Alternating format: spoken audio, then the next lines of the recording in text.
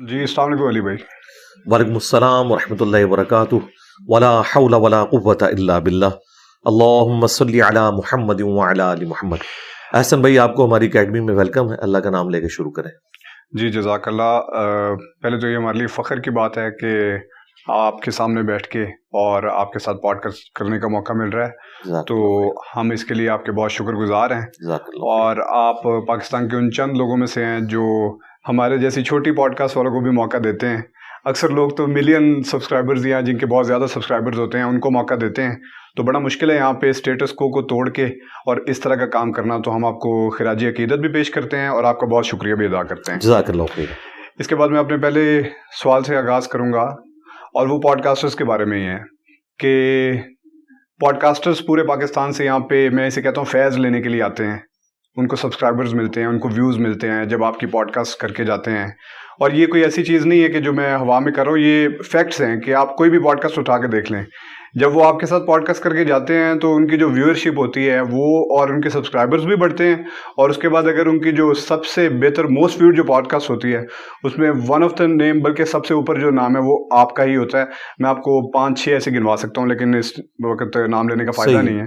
لیکن میرا کوشچن یہ ہے کہ جب وہ یہاں سے فیض لے کے جاتے ہیں اور اس کے بعد جا کے تو آپ کی باتوں کو کاٹ کے پیش کرتے ہیں اور تروڑ مروڑ کے پیش کرتے ہیں، اور اس کے بعد کئی چیزوں کو بیچ میں سے حذف کر دیتے ہیں، یا پھر جا کے کوئی ولاگ بناتے ہیں یا نیگیٹیولی پیش کرتے ہیں، کلاؤڈ بھی لے جاتے ہیں اور نیگیٹیولی بھی پیش کرتے ہیں.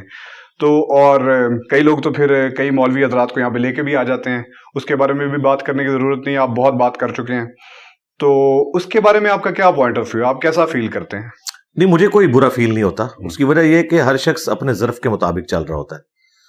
میرے پاس تو جو بھی آئے گا، ہم چونکہ بیٹھے ہیں اللہ اور اس کے محبوب صلی اللہ علیہ وآلہ وسلم کے دین کی خدمت کے لیے، تو ہمارے دار ارکم کی پوری ٹیم نے پہلے دن سے یہ ڈیسائیڈ کیا تھا کہ جو بھی آئے گا پوڈ کاسٹ ریکارڈ کرنے کے لیے ہم اسے اللہ کے لیے دین سکھائیں گے. باقی یہ اس کا اپنا ظرف ہے کہ وہ اس کو مس یوز کرتا ہے یا کسی طریقے سے آؤٹ آف کانٹیکسٹ کرتا ہے. ہم نے الحمدللہ اپنی آڈینس ایسی ڈیولپ کر دی ہے پچھلے 15 سالوں کے اندر کہ جو کوئی بھی اس قسم کی غلیظ حرکت کرنے کی کوشش کرتا ہے نا، تو ہمارے اسٹوڈنٹس کامنٹس میں نیچے خود ہی جواب دے دیتے ہیں کہ آپ یہ آؤٹ آف کانٹیکسٹ کوٹ کر رہے ہیں یا آپ اس وقت زیادتی کر رہے ہیں، اپنا لقمہ ان کے منہ میں ڈال رہے ہیں. تو اس بنیاد کے اوپر ہم لوگوں کو پوڈ کاسٹ دینا چھوڑ نہیں سکتے. اس کی وجہ یہ ہے کہ اگر ہم یہ کرائٹیریا رکھ لیں گے پھر تو شاید ہمارے اس کرائٹیریا میں کوئی بھی پورا نہ اترے. ہمیں تو نہیں پتا یہاں آنے سے پہلے بندہ کیا ہے، جن کا پتہ بھی ہوتا ہے وہ آنے کے بعد بدل جاتے ہیں یا شاید ویوز کے لیے کرتے ہیں، دنیا داری میں پڑ جاتے ہیں. بس میں یہی کہہ سکتا ہوں، تو ان کے لیے ہدایت کی دعا کروں گا.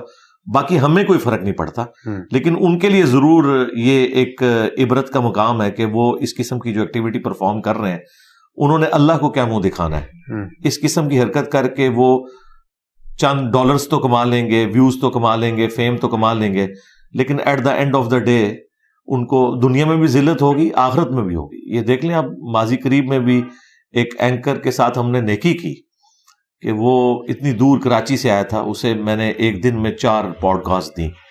اس کے بعد اس کے اوپر پریشر آیا بیسیکلی علماء کا کہ بھئی تم نے تو ہمارے پورے فرقوں کا جنازہ نکلوا دیا، تو اب اس کی کمپنسیشن یہ ہے کہ تم یوں ڈرامہ بازی کرو پھر ہم تم سے راضی ہوں گے. انہوں نے راضی پھر بھی نہیں ہونا تھا، تو چند دن ویوز کما لیے. اب دیکھ لیں وہی ویوز جو پہلے 70-80 ہزار لاکھ تک گئے تھے، اب وہی 1.5-2 ہزار کے اوپر واپس آ گئے. تو کتنے دن کما لیا. تو اس سے تو بہتر تھا یہ سونے کا انڈا دینے والی مرغی ذبح نہ کرتے بلکہ ریگولرلی آتے رہتے. بہرحال اب ہماری ٹیم نے یہ ڈیسائیڈ کیا ہے کہ جو بھی شخص ادھر پوڈ کاسٹ کے لیے آئے گا ہم اسے ایک دفعہ ہی پوڈ کاسٹ دیں گے، دوبارہ نہیں دیں گے. اس کی وجہ یہ کہ پھر باقی لوگوں کی حق تلفی ہوتی ہے. اس وقت بھی کیو میں 50 کے قریب لوگ لگے ہوئے. اٹ مینس کہ 1 سال بعد باری آنے والی ہے، اور اس 1 سال کے اندر اور لوگوں نے بھی اپنے نام لسٹ میں لکھوانے ہیں، تو ان کی حق تلفی بھی ہوگی. پلس جب ہم کسی کو دوبارہ یا تیسری بار دیتے ہیں نا، وہ پھر ویوز کے چکر میں پڑ جاتا ہے، دین سیکھنا اس کا کوئی مقصد نہیں رہ جاتا. تو اس لیے بار بار وہی باتیں ریپیٹ کرنا اور ادھر سے بات لے کے کسی اور کے بارے میں بات کرنا، پھر اس سے جا کے اس کا جواب لینا.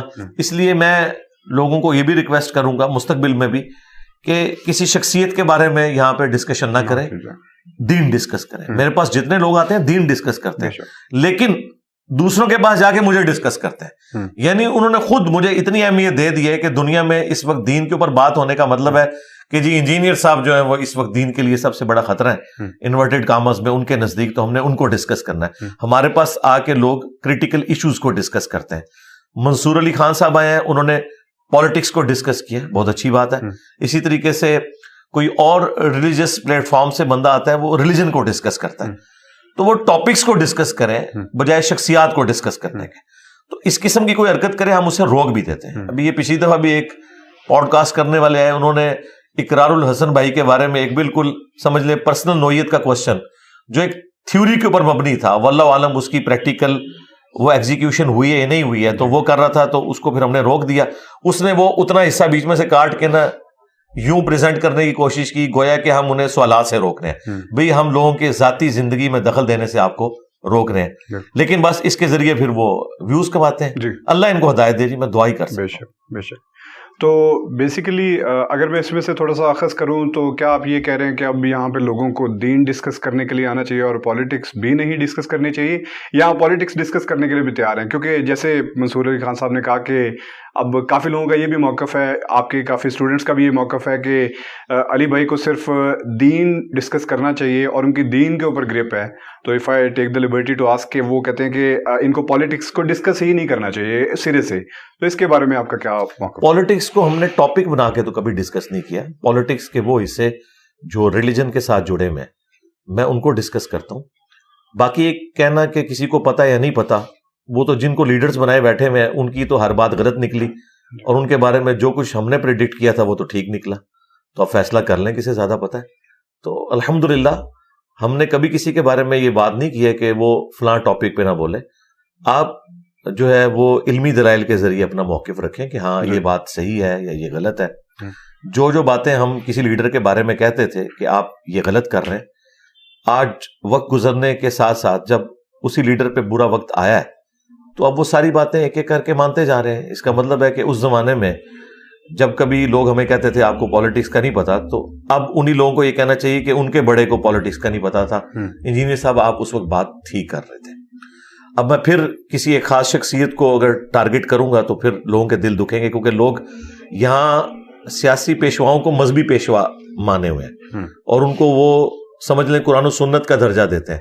تو یہ بدقسمتی ہے. میرا خیال ہے وقت کے ساتھ ساتھ جو سمجھدار لوگ ہیں انہیں بات سمجھ آ جاتی ہے کہ ہم نے دینی پیشوا کا درجہ ان لوگوں کو نہیں دینا. یہ دنیا دار لوگ ہیں، اپنی منفیت کی خاطر جب تک سسٹم کے اندر ہوتے ہیں اس کے بینیفٹس اٹھاتے ہیں، جب سسٹم سے نکالے جاتے ہیں اسی سسٹم کے بارے میں پھر وہ باتیں کرتے ہیں جو ہم ان کو سسٹم میں ہوتے ہوئے کہہ رہے ہوتے ہیں کہ یار یہ غلط کر رہے ہیں. وہ کہتے ہیں نہیں آپ کو نہیں سمجھ.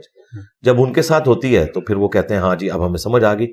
اس طریقے سے کئی صحافی بھی ہیں جن کے اوپر ہم نے کرٹیسزم کیا ہے، لیکن وقت کے ساتھ ساتھ ان کو بھی بات سمجھ آ گئی. میں پھر نام نہیں لیتا، چند ایک صحافی ہیں جو مسنگ پرسنز کے ایشو میں اس وقت ماؤتھ پیس بنے ہوئے تھے اسٹیبلشمنٹ کا. جب انہیں خود اس وقت سے گزرنا پڑا تو اب آپ دیکھ لیں، اب انہوں نے اپنی ایک پوڈ کاسٹ میں معافی مانگی ہے اور کہا ہے کہ جی میں جب خود مسنگ ہوں تو مجھے اندازہ ہوا ہے کہ کتنی تکلیف ہوتی ہے. تو اس کا مطلب ہے پھر معافی آپ کو ان لوگوں سے بھی مانگنی چاہیے جو آپ کے طریقے صحافت کے اوپر اس وقت آپ کو سمجھاتے تھے کہ یہ کوئی طریقہ نہیں صحافت کرنے کا کہ آپ اسٹیبلشمنٹ کا یا کسی سیاسی پارٹی کا ماؤتھ پیس بن جائے. صحافت تو نبیوں والا کام ہے، آپ سچائی کے لیے کھڑے ہوتے ہیں، اس میں آپ پارٹی نہ بنے. جس کی جو صحیح بات ہے وہ کریں، جس کی غلط بات ہے وہ کریں. تو کیا آپ اس پوڈ کاسٹ کو ایک، اگر میں اس کے بارے میں کوشچن پوچھ سکتا ہوں، تو کیا آپ اس پوڈ کاسٹ کو ایک معافی نامے کے طور پہ کنسیڈر کرتے ہیں؟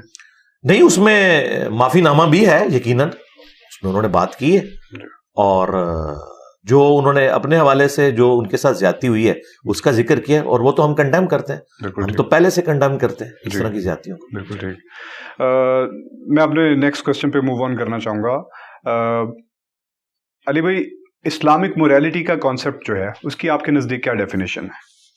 کس پوائنٹ آف ویو سے آپ پوچھ رہے ہیں؟ کنسینٹ کے حوالے سے، ویمن رائٹس کے حوالے سے، چائلڈ میرج کے حوالے سے. بیسیکلی میں اس کو تھوڑا سا اگر آپ کو ایکسپلین کر سکوں تو جتنے بھی ایتھیسٹ اور ایگنوسٹک لوگ ہیں ان کے بارے میں بیسیکلی جتنا ہم نے پڑھا ہے تو موسٹلی وہ لوگ احادیث کا حوالہ دیتے ہیں اور احادیث کا حوالہ دے کے اس میں سے کنسینٹ کے ایشوز اٹھاتے ہیں، ویمنز رائٹس کے ایشوز اٹھاتے ہیں اور چائلڈ میرج کے ایشوز اٹھاتے ہیں، اور اس کے علاوہ بھی کافی اٹھاتے ہیں. لیکن میں یہ 3 ہائی لائٹ کر کے آپ سے پوچھنا چاہ رہا تھا کہ یہ کنسینٹ، ویمنز رائٹ اور چائلڈ میرج اگر آپ کہیں گے تو میں ایک ایک کر کے بھی آپ سے پوچھ لوں گا.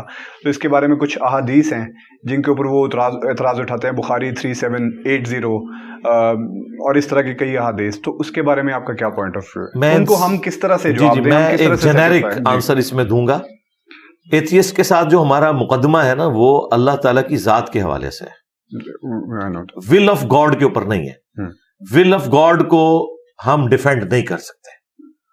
ایون کوئی پیغمبر بھی ہے نا، وہ ول آف گاڈ کو یہ کہہ کے ڈیفینڈ کرے گا کہ یہ ول آف گاڈ ہے، اس کے آگے کوئی جسٹیفیکیشن اس کی نہیں دی جائے گی.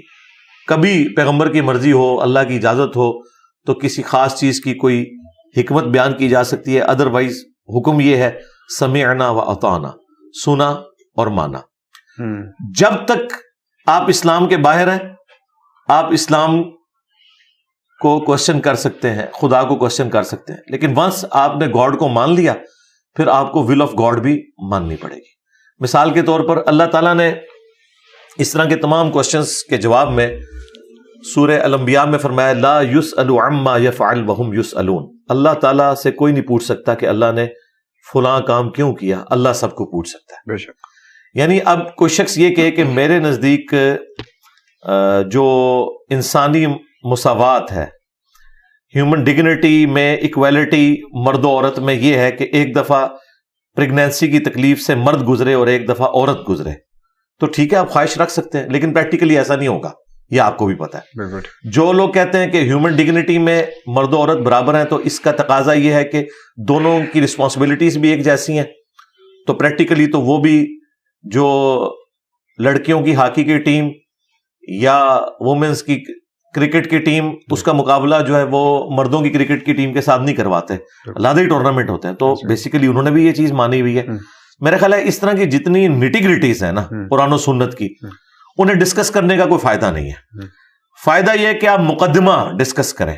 مقدمہ ہمارا ایتھیسٹ کے ساتھ یہ ہے کہ خدا ہے یا نہیں ہے، اس کے اوپر بات کریں. آپ اگر کہیں گے کہ جب تک آپ نبی علیہ السلام کی 11 شادیوں کے بارے میں ہمیں سیٹسفائی نہیں کرتے ہم خدا کو نہیں مانیں گے، تو بھائی ہم کبھی بھی ڈیفینڈ نہیں اسے کریں گے. اس کی وجہ یہ ہے کہ نبی علیہ السلام کے دنیا میں تشریف لانے سے پہلے بھی خدا تھا. خدا کسی پیغمبر کا محتاج نہیں ہے، سارے پیغمبر اس کے محتاج ہیں، اس کے ریپریزنٹیٹیو ہیں، وہ خدا کا تعارف کروانے آئے ہیں.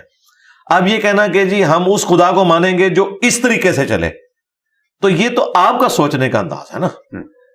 یہ تو اللہ کی مرضی ہے کہ وہ ایک ایسی عورت کو جس کے 4 چھوٹے چھوٹے بچے ہوں بچپن میں موت دے دے. آپ شاید اسے ظلم سمجھ رہے ہو، لیکن اللہ تعالیٰ نے دنیا کو قانون ابتلا یعنی آزمائش کے ساتھ جوڑا ہوا ہے. دنیا کو اگر آپ ایبسولوٹلی دیکھیں گے تو یہاں آپ کو ظلم کا نظام بھی نظر آئے گا، آپ کو یہاں بھوک بھی نظر آئے گی، زیادتی بھی نظر آئے گی. لیکن اگر اس کو آخرت کے ساتھ جوڑیں گے تو پھر آپ کو سمجھ آئے گی کہ دنیا میں اللہ تعالیٰ نے بعض کو دے کے آزمایا، بعض سے لے کے آزمایا. ٹھیک ہے، ہٹلر نے جو ظلم کیا جیوز کے ساتھ، تو دنیا میں تو اس سے بدلہ نہیں اتارا جا سکتا. ایک گولی مار کے اس نے خودکشی کر لی، لیکن جو اس نے ورلڈ وار 2 کے اندر 60 لاکھ یہودی ظلمن قتل کیے 100 فیکٹریز کے اندر، یا جو لوگ مسلمان ہیں وہ کہتے ہیں نہیں جی 60 نہیں 6 لاکھ تھے. 6 لاکھ بھی کوئی چھوٹا فگر تو نہیں ہے. اچھا، اتنا بڑا ظلم اس نے کیا تو کیا دنیا کی کوئی عدالت اسے سزا دے سکتی ہے؟ لیکن اللہ تعالیٰ قیامت والے دن اسے 6 لاکھ دفعہ زندہ کر کے 6 لاکھ دفعہ موت کی تکلیف سے گزار کے اس چیز کا بدلہ لے سکتا ہے. تو دنیا اور آخرت کو ملا کے اسلام کے یا دین کے پورے مقدمے کو سمجھیں گے پھر تو آپ کو باتیں ٹھیک لگیں گی. اگر پک اینڈ چوز کریں گے تو ہم آپ کے سوال کرنے سے پہلے ہی کہتے ہیں کہ اسلام میں واقعی کئی چیزیں ایسی ہیں کہ جن کے بارے میں ہمیں تردد ہے اس حوالے سے کہ ہم اس آزمائش سے گزرتے ہیں. مثال کے طور پر ایک شخص پورا دن مزدوری کرتا ہے گرمیوں کے دن، اور رات کو وہ عشاء کی نماز پڑھ کے 10-11 بجے کہیں سوتا ہے، صبح پھر اسے 4 بجے اٹھنا پڑتا ہے. اس بیچارے کی تو نیند ہی پوری نہیں ہوتی، پھر اسے مزدوری پہ جانا پڑتا ہے. تو ایک تکلیف تو ہے، گرمیوں کے روزے رکھنا ایک تکلیف دہ امر تو ہے. لیکن دین کا تو مقدمہ یہ ہے کہ وہ پہلے ہی کہتے ہیں کہ تکلیف ہے، یہ آزمائش ہے، لیکن اس کے اگینسٹ تمہیں اجر ملنے والا ہے. مختصر زندگی اللہ کو دے کر ہمیشہ کی کامیابیاں حاصل کرو گے. اگر آخرت اور جنت کی ہمیشہ کی زندگی کے ساتھ دنیا کے چند سال کی آزمائش کو جوڑ کے دیکھیں تو یہ سودا جو ہے وہ انسان کے نفع کا سودا ہے. تو یہ جو بیچ میں سے پک اینڈ چوز کرتے ہیں نا چیزیں, ہر بات کا ہم نے جواب نہیں دینا, نہ خدا نے جواب دیا ہے نہ رسول نے جواب دیا ہے نہ ہم نے دینا ہے. ہاں آپ ان پرنسپل مقدمہ ڈسکس کریں, خدا ایگزسٹ کرتا ہے یا نہیں, اگر کرتا ہے تو وہ کون سا خدا ہے, ٹھیک ہے. اس کے بعد اس نے اپنا تعارف کیسے کروایا ہے, اور پھر اس کے بعد ریلیجن کا مقدمہ, پھر اسے پریکٹس کرنے کا مقدمہ شروع ہوگا. ونس آپ کو ریلیجن اڈاپٹ کرتے ہیں, پھر اس میں جو حکم جس طریقے سے ہے وہ آپ نے اس کو اسی طریقے سے ماننا ہے. اس کی جسٹیفیکیشن ہم نے کوئی نہیں دینی, ورنہ تو میں 50 سوال آپ کو لکھ کے دے دوں گا کہ نمازیں 5 کیوں ہیں, بالکل ٹھیک, 3 ہونی چاہیے, 2 ہونی چاہیے, 1 ہونی چاہیے, یا ہفتے میں 1 دن ہونا چاہیے. وہ تو آپ جو بھی ماڈل, آپ بھی اگر کوئی آئیڈیل ماڈل بنائیں گے نا, میں اس میں بھی غلطی نکال لوں گا کہ نہیں جی یہ یوں نہیں یوں ہونا چاہیے. تو یہ جو بیٹھ کے اس قسم کی گفتگو کر رہے ہوتے ہیں نا, بیسیکلی یہ اپنی مرضی کی زندگی گزارنا چاہتے ہیں. میری مرضی, میری خواہشات اور میرے درمیان سب سے بڑی رکاوٹ ہی خدا ہے. اگر میں اسے ہٹانے میں کامیاب ہو جاؤں تو میں اپنی مرضی کی زندگی گزار سکتا ہوں. اور یہ اصل مرض ہے ایتھیسٹ کا, ان کا اصل مرض یہ ہے. پلس دین کا جو مقدمہ وہ ایسے بھونڈے انداز میں پیش کیا گیا, پھر دین کی جو پرورٹڈ ایک مذہبی سوچ جو لوگوں کے اندر آ چکی ہے, جس کی وجہ سے خود مسلمان بھی جو ہے وہ ایک مسلمان ملک کے اندر رہتے ہوئے اپنی جان کو ونریبل سمجھ رہے ہوتے ہیں, ان چیزوں نے بھی لوگوں کو اسلام سے دور کیا. لہذا لوگوں کو بکش اسلام کی طرف بلائیں بجائے اس کے کہ پریکٹیکلی مسلمان کیا کر. اور اگر وہ بکش اسلام کی طرف آ جائیں اور وہ کہیں کہ ٹھیک ہے ہم آپ کے خدا کو مانتے ہیں, جس ایک خدا کو آپ مانتے ہیں ہم اسی کو مانتے ہیں, لیکن ہمیں آپ کی ان احادیث پہ اعتراض ہے, تو کیا وہ جو احادیث کی کتب کے اندر جتنی بھی احادیث کمپائل کی گئی ہیں, کیا آپ کون ان کو اس طرح سے ایکسپلین کر سکتا ہے کہ یہ ساری بالکل صحیح ہیں, جن کو صحیح لکھا گیا ہے؟ پہلے تو قرآن سے شروع کریں. جی بالکل. ان کو تو قرآن پہ بھی اعتراض ہے, اگر کیا ختم ہو جائے. نہیں, وہ اگر نہیں نہ ختم ہوا ان کو تو قرآن پہ اعتراض ہے. بالکل. قرآن کی کئی چیزوں کے اوپر ان کو اعتراض ہے. قرآن میں چور کے ہاتھ کاٹنے کی سزا کے اوپر ان کو اعتراض ہے, تو وہ تو ہم ختم نہیں کر سکتے. تو اگر اس کو دوسرے پیرائے میں لے لیں کہ اگر ایک مسلمان ہو اور اسے احادیث پہ اعتراض ہو, ہاں, اب یہ بات پھر مسلمان سے ہم دین کا مقدمہ ڈسکس کریں گے. بالکل ٹھیک, ٹھیک ہے. اسے ہم کہیں گے کہ تم کیا سورس آف نالج صرف قرآن کو سمجھتے ہو یا سنت کو بھی؟ اگر وہ کہتا ہے میں صرف قرآن کو سمجھتا ہوں, تو اسے بتایا جائے گا کہ قرآن کا خود سورس سنت ہے. قرآن کی واحد اتھینٹسٹی ہمارے تک جو قرآن پہنچے وہ اجماع امت اور سنت ہے. سنت کو آپ عملی تواتر کہہ لیں, اجماع امت کہہ لیں, جو نسل در نسل ٹرانسفر ہوا ہے, اسی سنت نے باقی دین بھی ٹرانسفر کیا. یہ یاد رکھیے گا کہ سنت کا انکار کرنے والا گمراہ نہیں کافر ہے, کیونکہ یہ چیز ایگریڈ اپان ہے کہ اسلام 2 چیزوں کے اوپر کھڑا ہے, قرآن اور سنت کے اوپر. بے شک. باقی جو احادیث والا معاملہ ہے نا کہ وہ حدیث میں اور سنت میں فرق کرتے ہیں, وہ ایک الگ سے ایک بحث ہے. ہم سنت کے ریٹن ریکارڈ کو ہی احادیث سمجھتے ہیں. چند ایک احادیث کے اوپر آپ کوئی ریزرویشن رکھ سکتے ہیں کہ یہ احادیث نبی علیہ السلام سے ثابت ہے یا نہیں ثابت, لیکن جو تواتر سے چیزیں نقل ہوئی ہیں جن کے اوپر امت میں کوئی دوسری رائے نہیں پائی جاتی ہے, شروع سے وہ ایک رائے چل رہی ہے. مثال کے طور پر جو شادی شدہ زانی ہے اس کی سزا رجم ہے, اس کے اوپر سنی شیعہ اور تمام کے تمام لوگوں کا اجماع ہے, اور یہ سنت کے ذریعے ٹرانسفر ہوئی ہے, اسی سنت کے ذریعے جس کے ذریعے قرآن ٹرانسفر ہوا ہے. قرآن ہمارے سامنے تو نازل نہیں ہوا, ہمیں کیسے پتا یہ وہی کتاب ہے؟ نسل در نسل مسلمانوں نے ٹرانسفر کیا. اسی طریقے سے نسل در نسل مسلمانوں نے کئی عقائد ٹرانسفر کیے ہیں. ختم نبوت کا عقیدہ جو قادیانیوں نے ایک فاسد قسم کی اس کی تفسیر کر کے آؤٹ آف کانٹیکسٹ چیزوں کو پیش کرنے کی کوشش کی ہے اور امتی نبی کا ایک ڈرامہ رچایا ہے, قرآن و سنت تو بالکل اس سے خالی ہے. ایسے لوگوں کے بارے میں تو خلفائے راشدین کا ایٹیچیوڈ یہ ہے جو کچھ مسلمہ کذاب کے ساتھ ہوا ہے. تو اب اگر کوئی شخص کہتا ہے کہ مجھے آج دین زیادہ سمجھ آیا ہے, تو ہم اسے کہیں گے بھئی یہ نظریہ پہلے کہیں ایگزسٹ کرتا تھا امت میں. تو بخاری اور مسلم اہل سنت کے یہاں تو کم از کم اس کے حوالے سے اتفاق پایا جاتا ہے. جن احادیث کے اوپر یہ لوگ اعتراض کرتے ہیں اور اعتراض یہ کرتے ہیں یہ قرآن سے ٹکراتی ہیں, تو وہ قرآن سے 180 ڈگری نہیں ٹکرا رہی ہوتی, بلکہ قرآن کسی معاملے میں خاموش ہوتا ہے, اس کی ایکسپلینیشن موجود ہوتی ہے. یہ ان کے سوچنے کے مطابق ٹکرا رہی ہے. ٹکرانے کا تو مطلب ہے 180 ڈگری سٹیٹمنٹ ہو. اگر 180 ڈگری سٹیٹمنٹ ہو پھر ان کی بات ہم ماننے کے لیے تیار ہیں. ہم تو سمجھتے ہیں کہ بخاری مسلم میں کوئی ایسی چیز موجود نہیں ہے. قرآن میں بھی بعض آیات بعض سے ٹکرا رہی ہوتی ہیں, لیکن ایک آپٹیمل سولوشن ہوتا ہے, وہ اس کا کانٹیکسٹ بتا رہا ہوتا ہے. یہ کس کانٹیکسٹ میں آیت ہے, یہ کس کانٹیکسٹ میں آیت ہے.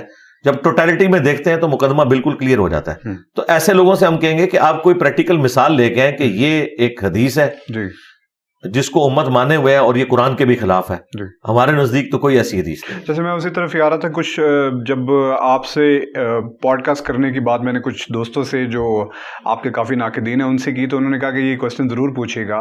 تو آپ کا جو کربلا کا ریسرچ پیپر ہے اس کے اندر سے ایک حدیث ہے کہ جس میں یہ ہے کہ میرے بعد خلافت 30 سال رہے گی, اور اس کے بعد پھر ایک حدیث انہوں نے مجھے ساتھ وہ دکھائی کہ یار یہ دیکھو یہ تو لکھا ہوا ہے کہ میرے بعد 12 خلیفہ آئیں گے. تو اگر 12 خلیفہ آئیں گے اور 30 سال خلافت رہے گی تو پھر یہ دونوں چیزیں آپس میں ٹکرا رہی ہیں, تو آپ کس کو صحیح مانیں گے؟ جی دونوں باتیں درست ہیں. اچھا ہاں, ان 12 خلیفوں میں کیا کہ خلفائے راشدین ہوں گے وہ 12 خلیفہ لکھا تو خلیفہ تو ہے. خلیفہ تو ہم ان معنوں میں یزید کو بھی مانتے ہیں, حضرت معاویہ کو بھی ہم خلیفہ مانتے ہیں, لیکن خلیفہ راشد نہیں ہے. تو 12 خلفاء تو ہوں گے. اور دوسری بات, اگر وہ 12 خلفاء کو ہی مانتے ہیں تو خلفاء تو بعد میں بھی چلتے رہے. ہم تو آج جو پرائم منسٹر ہے اسے بھی خلیفہ مانتے ہیں. ظاہر حاکم وقت تو ہے نا. ایک ہے خلافت راشدہ. خلافت راشدہ 30 سال تک ہے. باقی جو حکمران ہیں خلیفہ ہیں وہ تو ہوں گے. یہ دونوں چیزیں کہاں سے ٹکرائیں گی؟ یہ ٹکراتی تو نہیں ہے, یہ ان کے زوم میں ٹکراتی ہیں نا. یہ کہاں سے ٹکرا گی؟ اور دوسرا, اہل سنت میں کس کا یہ انکار ہے؟ پھر ہم ان سے یہ بات کریں گے. وہ حدیث کو چونکہ حجت مانتے ہیں نا, ان سے پوچھیں کہ اہل سنت میں کس کا یہ دعویٰ ہے کہ خلفائے راشدین کے بعد جو خلیفہ ہیں وہ بھی خلیفہ راشد ہے؟ کسی کا بھی دعویٰ نہیں. ایون جو لوگ بنو امیہ کا جھوٹا دفاع کرتے ہیں وہ بھی حضرت معاویہ رضی اللہ تعالیٰ عنہ کی جب غلطیاں بخاری مسلم میں ہائی لائٹ ہم کرتے ہیں تو وہ کہتے ہیں کہ یہ غلطیاں مانتے ہیں, ہم انہیں کوئی خلیفہ راشد تو نہیں مانتے. وہ ایک حکمران تھے اور حکمران سے مس ہینڈلنگ ہو جاتی ہے, لیکن وہ صحابی ہیں, ان کا یہ مرتبہ ہے, یہ کرتے ہیں. غلطیوں کو جسٹیفائی نہیں وہ کرتے. غلطیوں کو کیسے جسٹیفائی کر سکتے ہیں؟ وہ یہ کہتے ہیں کہ ہم ان کو کوئی حضرت ابوبکر عمر عثمان و علی کی طرح تو نہیں مانتے. تو کیا پوری دنیا میں مسلمان اجماع امت نہیں کیے ہوئے کہ اہل سنت کے ہاں 4 خلفائے راشدین ہیں؟ جائے غیر مسلموں سے بھی پوچھ لیں وہ خلفائے راشدین کن کو کہتے ہیں؟ حضرت ابوبکر عمر عثمان علی کو. رہ گئے وہ 12 خلیفہ. تو وہ جو 12 خلیفہ ہیں ان میں تو ایسے خلیفہ ہیں جن کو یہ خود بھی صحیح نہیں سمجھتے ہیں. مثلا عبد الملک بن مروان وہ خلیفہ تھا, یزید کے بعد مروان بنا اور پھر اس کا بیٹا عبد الملک بن مروان, جس نے حجاج ابن یوسف کے ذریعے مکہ شریف کے اوپر چڑھائی کی. صحیح مسلم میں آتا ہے خانہ کعبہ شریف کا غلاف جل گیا, ایک دیوار بھی ڈیمیج ہوئی. عبداللہ ابن زبیر کو قتل کیا, ان کی لاش کو کعبے کے دروازے پہ لٹکا دیا اور یہودیوں کے قبرستان میں ان کی لاش پھینک دی سولی دے کے. یہ تو مسلم شریف میں موجود ہے. تو کیا یہ خلافت راشدہ ہے جس کے اندر ایک صحابی رسول کے ساتھ یہ ظلم کیا جا رہا ہے؟ تو حجاج ابن یوسف کو تو یہ خود بھی ظالم مانتے ہیں, کیونکہ مسلم شریف میں موجود ہے بنو ثقیف میں ایک ظالم ہوگا اور ایک کذاب. اور اسما بنت ابی بکر جو حضرت ابو بکر کی بیٹی ہیں, حضرت عائشہ کی بڑی بہن, وہ کہتی ہیں حجاج ابن یوسف سے جب وہ ان کے بیٹے کو قتل کرتا ہے, عبداللہ ابن زبیر انہی کے بیٹے تھے, کہ ہم کذاب تو دیکھ چکے, ظالم تو ہے حجاج ابن یوسف. تو یہ خود ان کو ظالم مانتے ہیں, صحابہ کرام کا قاتل مانتے ہیں ان کو. تو اگر یہ خلافت راشدہ ہے عبد الملک بن مروان کی, وہ تو یہ ظلم کرتا رہے, تو یہ کبھی بھی ان کی غلطیوں کو جسٹیفائی نہیں کرتے. Not at all, never. اگر کرتے ہیں تو اہل سنت سے خارج ہیں. اہل سنت کا کہیں موقف یہ نہیں رہا کبھی بھی. اجماع ہے اس بات. جی. تو اسی طرح سے اگر میں حضرت عائشہ, سیدہ عائشہ کے بارے میں آپ سے یہ پوچھوں کہ ان کی عمر مبارک جب شادی کے وقت, اس کے بارے میں یہ کہا جاتا ہے کہ مسلمانوں میں آپ کے 6 سے 9 سال عمر تھی جب ان کا نکاح مبارک ہوا.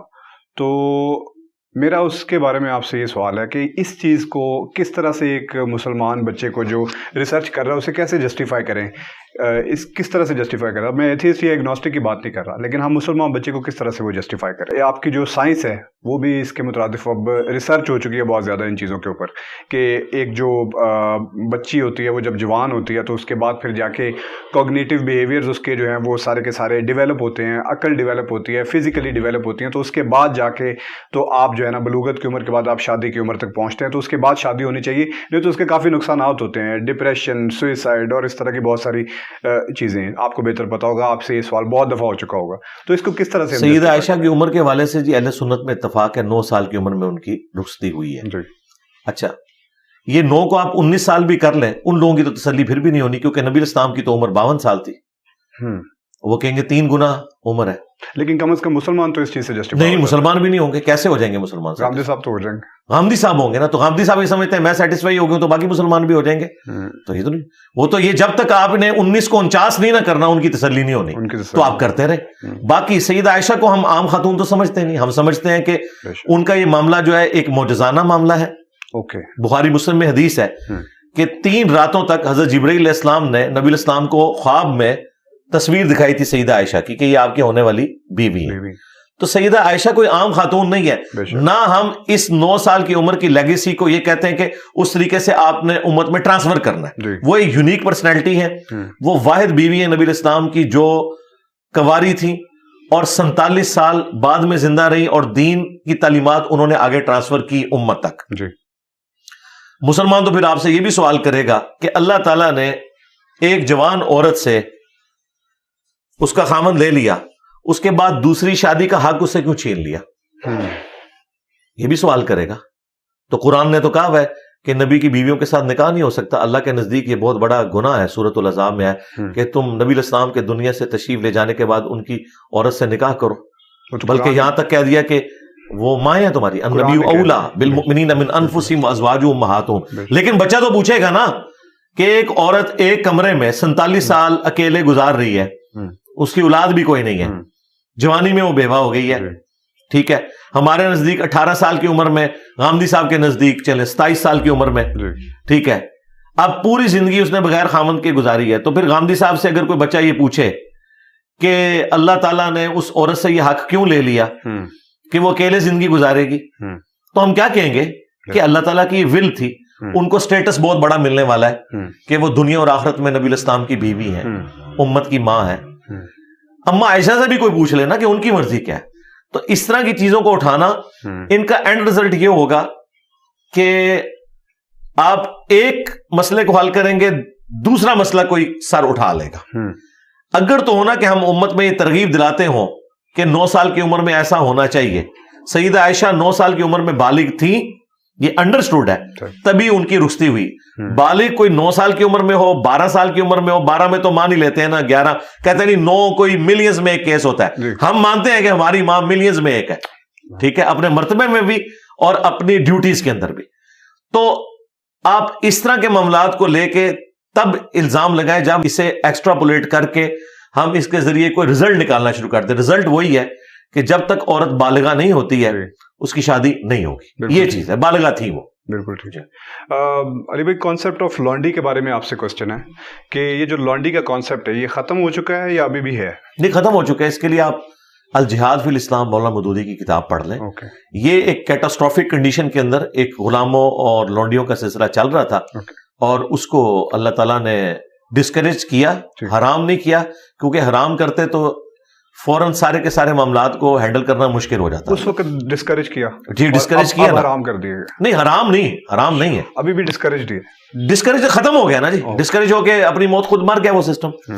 آپ یہ سمجھیں کہ لونڈی سسٹم تھا کیا. بیسیکلی جب مسلمان کافروں سے جنگ لڑتے تھے, اس جنگ کے دوران جو عورتیں میدان جنگ میں لڑنے آئی ہوتی تھی مسلمانوں کے خلاف, وہ عورتیں, ایک تو حال یہ تھا کہ مسلمان جنگ جیت کے ان کو بھی قتل کرتے, ان کے بچوں کو بھی قتل کرتے. تو ایسا تو نہیں ہوا, صرف مرد قتل کیے جاتے تھے. ظاہر ہے یہ جنگوں میں یہی ہوتا ہے, ان عورتوں اور بچوں کو غلام بنا لیا جاتا تھا. ایک حال یہ تھا کہ انہیں واپس بھیج دیتے تاکہ وہ بچے جوان کر کے تو بدلہ اتارتی. دوسرا یہ تھا کہ مسلمانوں کی وہ تربیت میں رہتی اور اسلام سے امپریس ہو کے اسلام بھی قبول کرتی, ان کی نسلیں بھی آگے اسلام کی طرح ٹرانسفر ہوتی. اس وقت مین پاور کی بھی ضرورت تھی, اور یہ ہوا بھی. آپ دیکھیں یہ بنو قریظہ کا جو واقعہ بیان کرتے ہیں بخاری مسلم سے کہ ان کو یہودی قبیلے کو جو ہے ان کے مردوں کو قتل کروا دیا گیا, جو سعد ابن معاذ نے فیصلہ کیا. نبی علیہ السلام سے تو فیصلہ نہیں کروا رہے تھے, ہو سکتا ہے حضور چھوڑ ہی دیتے, سعد ابن معاذ سے کروایا. انہوں نے کہا پھر یہ تو خود یہودیوں کے ہاں بھی یہی سزا ہے کہ جو بد عہدی کرتا ہے, کیونکہ انہوں نے مسلمانوں کے قتل کا فتویٰ جاری کیا تھا. اگر وہ کامیاب ہو جاتے تو جو مسلمان مرد قتل ہوتے اور مسلمانوں کی عورتیں جو ان کے پاس چلی جاتی, اس کا کیا ہوتا. تو ظاہر ہے کہ یہ آپ ٹوٹیلٹی میں مقدمے کو دیکھیں تو اس میں پھر ان کے مرد قتل ہوئے, عورتوں اور بچوں کو رکھا گیا. اور ابو داؤد میں حدیث موجود ہے کہ جو بچے بالغ تھے جن کے غیر ضروری بال نکلے ہوئے تھے, ان کو قتل کیا گیا اور جن کے بال نہیں تھے ان کو بچا لیا گیا. تو ان میں سے کئی صحابہ ہیں کہ انہوں نے اسلام بھی پھر قبول کیا. تو آپ آج کا جو ایک ڈیموکریٹک ویلیوز والا سسٹم ہے اور اس وقت کا جو قبائلی سسٹم ہے, اس کو اگر ایک نظر سے دیکھیں گے نا تو پھر آپ کو باتیں سمجھ نہیں آئیں گی. بالکل ایسی ہے.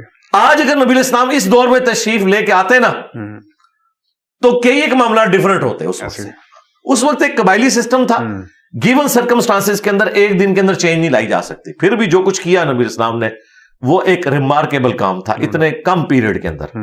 تو آج تو انسانیت ٹھوکریں کھا کھا کے بیسک ہیومن رائٹس اور عورتوں کے حقوق اور یہ ساری چیزیں سیکھ گئی. میں تو سمجھتا ہوں یہ پریزنٹ ورلڈ جو ہے یہ یعنی دنیا میں رہنے کے لیے بہترین وقت یہی ہے. ورلڈ وار 2 کے بعد جس طرح UNO بنی اور دنیا میں کنٹریز بن گئے اور امپائرز ختم ہوئی, دنیا رہنے کے قابل ہو گئی ہے. ورنہ تو ہر وقت جنگ و جدال کا سلسلہ رہتا تھا. وہ جو لائنیں وہ ڈرا کر کے چلے گئے وہ آپ اس کو صحیح سمجھتے ہیں؟ جی میں سمجھتا ہوں دنیا میں سکون آ گیا, اس کی وجہ سے سکون آ گیا. جی سکون آ گیا. دیکھیں انسان لرن کر, لیکن کئی جگہ یہی باتیں ڈاکٹر اقبال کریں نا تو یہ لوگ کہتے ہیں ماشاءاللہ کیا بات فرما دی.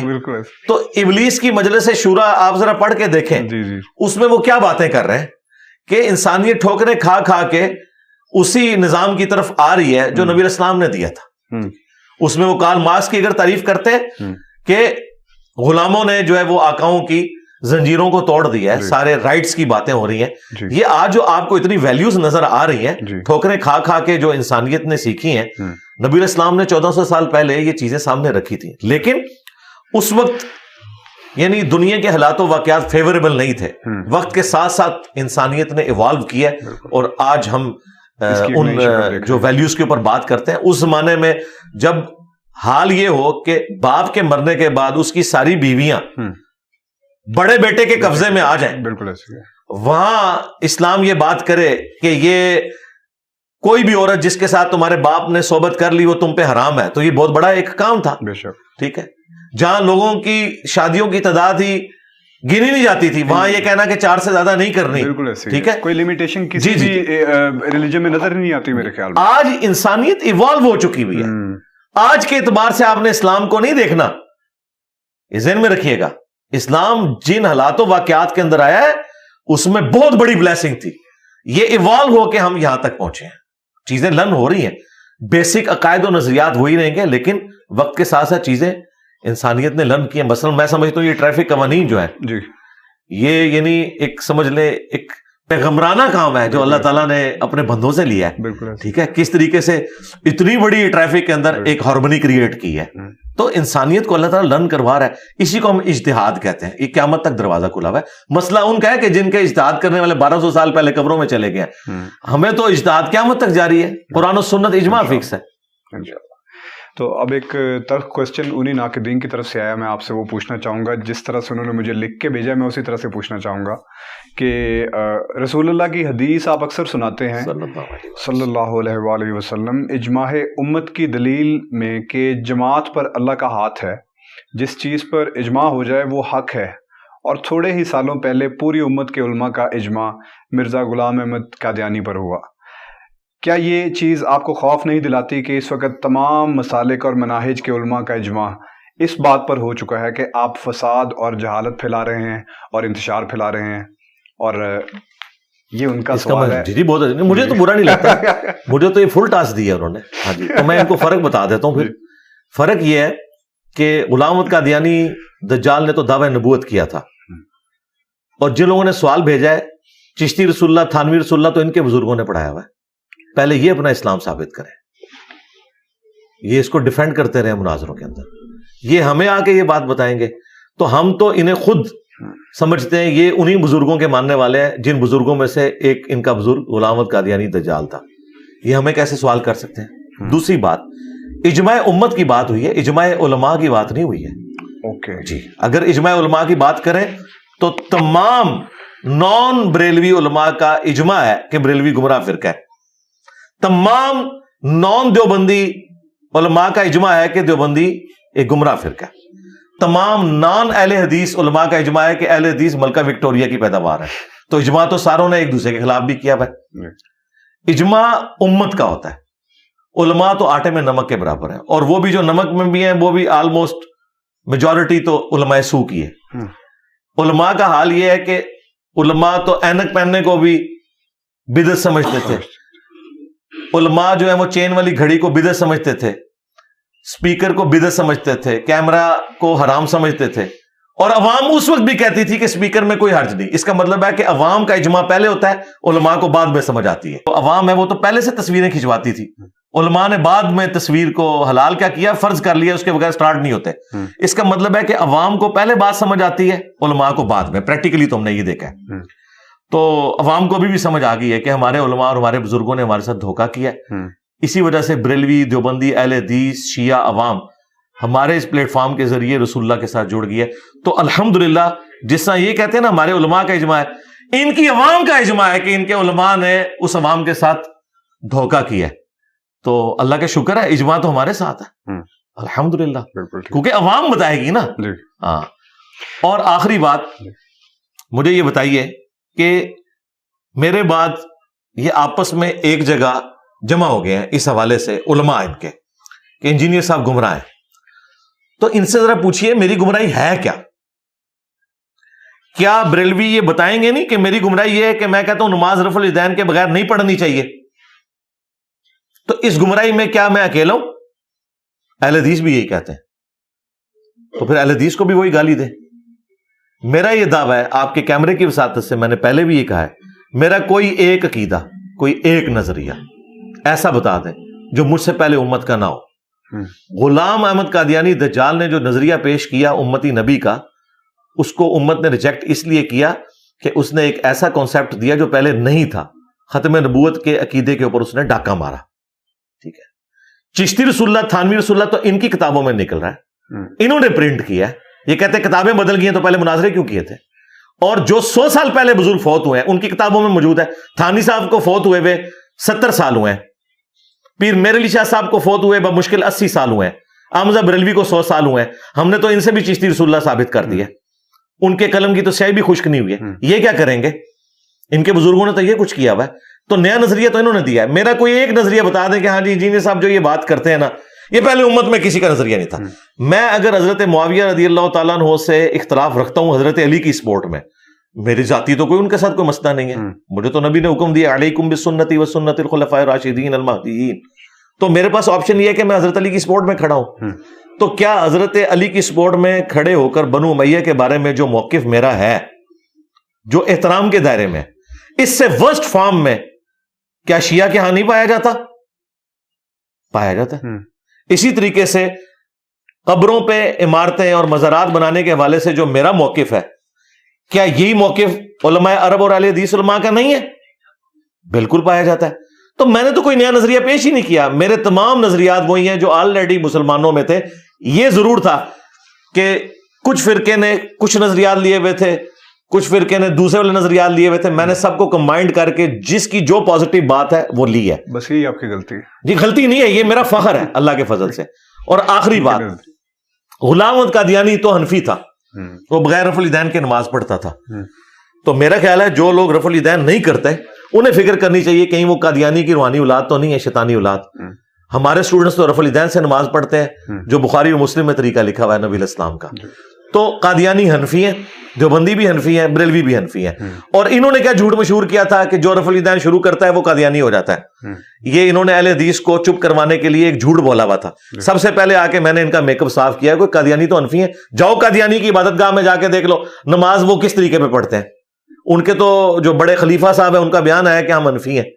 تو فکر تو اب آپ کو کرنی چاہیے کہ یہ حیران کن بات ہے کہ چشتی رسول اللہ والا واقعہ جس بزرگ کی طرف منسوب ہے, بزرگوں کے بارے میں ہم حسن ظن رکھ لیتے ہیں, ہو سکتا ہے انہوں نے نہ کہا, بل وہ بھی حنفی تھے, معین الدین چشتی صاحب.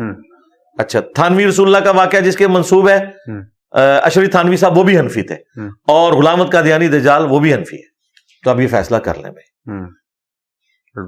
اگر نہیں تسلی ہوئی میں اور کروا دیتا ہوں. میری ہوگی, ان کی کروانی تو کروا. نہیں, میرے خیال جتنی کروا لی ہے ابھی تو آپ کی تسلی کے لیے اتنا ہی کافی ہے کہ آپ لوگ بھی حنفی ہیں اور قادیانی بھی حنفی ہیں. تو میرا اس کے ساتھ کوئی لینا دینا ہی نہیں. آپ فکر کریں کہ آپ کے بزرگ اور آپ کے بزرگوں میں چشتی رسول اللہ, تھانوی رسول اللہ نکلا ہے. میں تو محمد رسول اللہ کا ماننے والا ہوں صلی اللہ علیہ وآلہ وسلم. ایک مولانا صاحب نے 60 آیت کی کمپائلیشن کی ہے, ایک کمپائلیشن بنا کے انہوں نے مجھے ویڈیو بھیجی کہ یار یہ 60 قرآن کی قرأت کے اندر غلطیاں ہیں جس میں زیر زبر پیش کی غلطیاں ہیں جو علی بھائی کر رہے ہیں. تو ان کا کوشچن یہ تھا کہ آپ اپنی قرآن پہ تجوید کی گرپ ہونے کا دعویٰ کرتے ہیں, تو اگر یہ غلطیاں ہیں تو پھر آپ کو کم از کم وہ دعویٰ تو نہیں کرنا چاہیے. دیکھیں 6,500 آیات میں سے صرف 60 آیات ان کو ملی ہیں, تو ریشو پروپورشن نکالیں. اچھا, ان کی حالت یہ ہے کہ اللہ تعالیٰ نے دیوبندیوں کے منہ کے اوپر کالک مال دی ہے. پلانٹ ارتھ پہ جو سب سے بڑا دیوبندی مفتی ہے, مفتی تقی عثمانی صاحب, انہوں نے قرآن کی سب سے مشہور آیت سورہ توبہ کی 24 نمبر, اس میں کم از کم 4 جگہ پہ غلطی کی ہے, یہ فلسطین والی کانفرنس میں. اور یہ میں تقی عثمانی صاحب پہ ٹانٹ نہیں کر رہا, غلطی لگ سکتی کسی کو بھی, پیچھے سے لقمے دے رہا ہے پھر بھی غلط پڑھ رہے ہیں. پہلے انہوں نے ایک حصہ ٹھیک پڑھا, لقمے کے بعد وہ بھی غلط پڑھ دیا. وہ ویڈیو ریکارڈ ہے, میں نے گن پوائنٹ پہ ان سے نہیں بنوائی. تو یہ ذرا بتائیں کہ جو بندہ ایک آیت میں 4 غلطیاں کرے وہ زیادہ غلطیاں کر رہا ہے, یا جو 6,500 میں صرف 60 آیات میں کہیں غلطی کر رہا ہے؟ اس طرح کی غلطیاں ڈاکٹر اسرار صاحب سے بھی ہوئی ہیں, امام کعبہ سے بھی ہو جاتی ہیں. یہ کوئی ایسا مسئلہ نہیں ہے, متشابہ بھی لگ جاتا ہے. غلطی تب ہے کہ جب میں نے قرآن پڑھا, آپ نے میری غلطی ہائی لائٹ کی اور میں دوبارہ اسے غلط پڑھ رہا ہوں. جس طرح کہ تقی عثمانی صاحب کی غلطی اس نے ہائی لائٹ کی, پھر انہوں نے غلط پڑھا, بلکہ وہ الفاظ بھی غلط پڑھ دیے جو پہلے ٹھیک پڑھے ہوئے تھے. تو لیکن پھر بھی یہ تقی عثمانی صاحب کو میں کہوں گا کہ ٹھیک ہے, شاید آخری عمر میں کوئی اختلاط کا شکار ہو گئے, جو بھی ہے. بل دیوبندی تو گئے بےچارے, ان کا وہ پلانٹ ارتھ کا مفتی اعظم جو ہے نا, وہ تو ایک آیت ہی 4 غلطیاں اس کے اندر کر گئے. تو میں نے اس میں دعویٰ کیا تھا کہ قرآن پاک کی کوئی صورت, تمہارے جو ٹاپ کے 3 بڑے بزرگ ہیں نا, تقی عثمانی صاحب دیوبندیوں کے, بریلویوں کے مفتی منیب صاحب, ساجد میر صاحب اہل حدیث کے, اپنی مرضی کی کوئی صورت کسی قاری کے پاس پریکٹس کر کے 1 مہینے کا ٹائم لے لیں, 2 مہینے کا ٹائم, اس کی ویڈیو بنائیں, ویڈیو اپلوڈ کر کے مجھ سے رابطہ کریں. میں اگلا سورج طلوع نہیں ہونے دوں گا, وہی صورت میں بھی تلاوت کروں گا, پھر عوام فیصلہ کرے گی کس کی قرات بہتر ہے. ان میں سے کوئی بھی قاری نہیں, میں آپ کو بتاؤں. عربی آنا اور چیز ہے, عربی تو غامدی صاحب کو بھی آتی ہے, قرآن مجہول پڑھتے ہیں, بالکل غلط قرآن پڑھتے ہیں. یہ لوگ سمجھتے ہیں زبر زیر کو غلط پڑھنا غلطی ہے. قاریوں کے نزدیک ہا صحیح نہ نکلا, واد, ذال, وا, ثا, یہ بھی لحن جلی ہے. وہ یہ سارے علماء کرتے ہیں, یہ الفاظ بھی غلط بولتے ہیں. قرآن تو بالکل علماء کو نہیں آتا. عربی پڑھنے سے, زبر زیر صحیح پڑھنے سے آپ سمجھتے ہیں وہ ٹھیک پڑھ رہے ہیں. قاریوں کے نزدیک تو وہ بھی ٹھیک نہیں ہے جب تک کہ وہ اس طریقے سے قل پڑھ رہے ہیں تو قل کی آواز نکلے. قل قل ان کنتم, اس کو وہ غلط کہہ دیں گے. قاری کہیں گے قل ان کنتم, وہ اخوا بھی ہوگا. میں کہتا ہوں یہ پریکٹس کر لیں, میں نے کتنا بڑا چیلنج دیا ہے. کوئی صورت مشکل سے مشکل سلیکٹ کر لیں, یہ لے لیں 1 مہینوں کا ٹائم, مجھے 1 رات کا ٹائم دے دیں, میں وہ تلاوت کر کے, تاکہ آپ یہ کہیں اس نے سیکھی بھی نہیں ہے. تو میں نے قرات میرے بھائی میٹرک میں 1992 میں نے سیکھ لی تھی الحمدللہ. اور مجھے یعنی کوئی بات کہنے میں آر نہیں ہے کہ جن کو انہوں نے اپنا بڑا مانا ہوا ہے نا, وہ قرات عربی لہجے میں کر ہی نہیں سکتے. مجہول قرآن پڑھتے ہیں, احادیث بھی مجہول پڑھ رہے ہوتے ہیں. اور ایون علماء عرب بھی عام گفتگو میں ان کی عربی بھی مجہول ہوتی ہے. اللہم صلی علی محمد, یہ لفظ ہے اللہم صلی علی محمد, صلی نہیں ہے صلی ہے, لیکن قرآن کے علاوہ باقی جگہ مجہول عربی چل جاتی ہے, لیکن معروف عربی وہی ہے صلی علی. ہم بھی کئی بار صلی علی پڑھ دیتے ہیں, لیکن قرآن میں آپ نے اس کو معروف ہی پڑھنا ہے. تو یہ کہنا اس طرح غلطی ہو سکتی ہے, میں نے کب انکار کیا, کیوں نہیں ہو سکتی. جب بندہ درس دے رہا ہوتا ہے پیرلل میں اس نے عربی کے اوپر بھی توجہ رکھنی ہوتی ہے, ریکال بھی کرنا ہے کراس ریفرنس کو, آیات اور احادیث کے الفاظ کا چناؤ بھی کرنا ہے. کیونکہ میں قرات کرنے کے لیے, تلاوت کے لیے نہیں بیٹھا ہوا, درس قرآن کے لیے بیٹھا ہوں.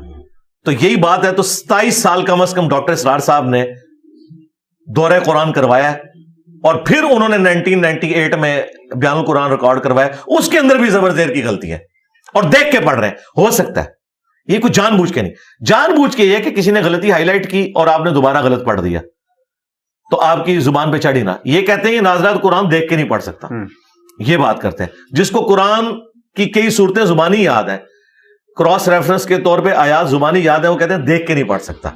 تو میں نے ان کو بڑا ٹیسٹ آسان کر دیا ہے کہ یہ اپنے بڑے, جن کو انہوں نے بڑا مانا ہوا ہے, قاریوں کی نہیں میں بات کروں گا, ان کے بڑے قرآن کی کوئی ایک صورت مجھے تلاوت کر کے بتائیں قرات کے مطابق, میں غلطیاں بھی نکالوں گا اور میں اس سے بہتر قرات کر کے بھی بتاؤں گا. اس سے بہتر میں اور کیا کر سکتا ہوں. یہاں پہ بھی ایک بھائی آئے تھے, میں نے قرآن ان کے سامنے رکھا, میں نے کہا کھولو, جدھر سے تم کھولو گے میں پڑھوں گا. تو انہوں نے سورۃ الکاف کھولی, میں نے کہا سورہ کاف میں سے میں نے پڑھا, تو یہ کہیں گے سورۃ الکاف تو وظیفے والی سورت ہے. میں نے کہا پھر سورہ احزاب کھولی تو میں نے پڑھی. ٹھیک ہے, تو اللہ کا شکر ہے. اور یہ ساری باتیں میں ریبٹل کے طور پہ کر رہا ہوں. یہ لوگ میرے یہ بھی کلپ کاٹتے ہیں اور کہتے ہیں یہ چیلنج کر رہا ہے علماء عرب کو. نہیں, یہ میں ریبٹل کر رہا ہوں.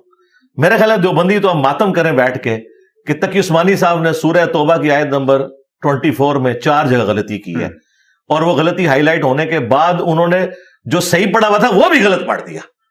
وہ فلسطین کانفرنس والی ویڈیو ریکارڈ ہے. پہلے تقی عثمانی صاحب سے پوچھیں کہ آپ نے پوری زندگی سورہ توبہ کی آیت نمبر 24 بھی صحیح طریقے سے پڑھنا نہیں سیکھی ہے. اور یہ میں ٹونٹ کے طور پہ نہیں کہہ رہا, میں ریبٹل کے طور پہ کہہ رہا ہوں. ایسا ہو سکتا ہے کسی سے, اس کا یہ مطلب نہیں کہ کسی کو قرآن نہیں پڑھنا آتا. مفتی منیب صاحب بھی قرآن کی آیات ان کو بڑی اچھی حفظ ہے, بڑے اچھے طریقے سے قرآن پڑھ لیتے ہیں. قاری پھر بھی نہیں ہے وہ, یعنی اگر آپ کے نا قرات کر کے وہ پڑھ سکے اس لہجے میں, وہ تمام بیسک رولز جو وہ جس نے سیکھے نہیں ہوئے نا میرے بھائی, وہ کر نہیں سکتا. عام آدمی جب پڑھتا ہے نا ہمیں فوراً پتا چل جاتا ہے کہ یہ قاری ہے یا نہیں ہے. ٹھیک ہے, تو میں ان چیزوں کا بھی ایون کوشش کرتا ہوں کہ اپنی قرات میں ایٹ لیسٹ خیال رکھوں. وہ چھوٹی باریکیاں جو ہیں ان کا بھی خیال رکھوں, اگرچہ وہ لحن جلی نہیں ہوتی, لیکن کئی ایک لحن جلی بھی ہیں جن کا یہ لوگ خیال نہیں رکھتے. تو لیکن میں نے کبھی بھی کسی کی اس طرح کی غلطی نہیں نکالی ہے. میرے ساتھ ان پرنسپل کوئی بات کرے جو بنیادی عقائد نظریات کے اوپر, جو تھاٹس کے اوپر, اس طرح کی اگر آپ کریں گے تو میں اب تقی عثمانی صاحب کی یہ اٹھا لوں اور میں کہوں جی تقی عثمانی کو تو کچھ بھی نہیں آتا, اس نے کیا اسلامک بینکنگ بتانی ہے, اسے تو سورہ توبہ کی آیت نمبر 24 ہی نہیں آتی, اب میں یہ کرنا شروع کر دوں, تو میں ایسا نہیں کروں گا. یہ ان لوگوں کی ناکامی. اور یہ میں آپ کو بتاؤں یہ کیسے کرتے ہیں. انہوں نے چھوٹے بچے جو حافظ قرآن ہے یا قاری ہے نا, وہ اٹھائے ہوتے ہیں, وہ پوری ویڈیو دیکھتے ہیں. اس 1 گھنٹے کی ویڈیو میں انہیں کوئی ایک جگہ نظر آتی ہے تو اس کا کلپ کاٹتے ہیں. تو پھر یہ مانے کہ اس 1 گھنٹے میں بس وہ ایک جگہ غلطی ہے, باقی جگہ ٹھیک ہے. یہ تو نہیں کہ قرآن نہیں پڑھنا آتا. اگر قرآن نہ پڑھنا آتا ہو تو یہ 60 آیات نہ ہو, 6000 آیات غلط ہو, 60 میں نے ٹھیک پڑھی بھی ہوں.